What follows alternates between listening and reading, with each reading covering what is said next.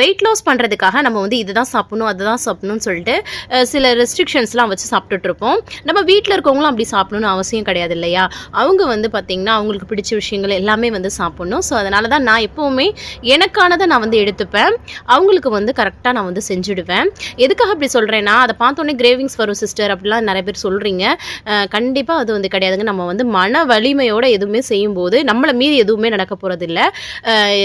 கண் எதிர இருந்தால் கூட நம்ம வந்து அதை சாப்பிட மாட்டோம். அந்த மாதிரி நம்ம வந்து நம்மளையே நம்ம ஸ்ட்ராங் ஆக்கிட்டு ஒரு விஷயம் பண்ணும்போது தான் அதில் வந்து சக்ஸஸ் பண்ண முடியும். இன்றைக்கி நம்ம வீட்டில் இட்லி, மாங்காய் போட்ட சாம்பார், தேங்காய் சட்னி, பருப்பு வடையெல்லாம் பண்ணியிருந்தேன்.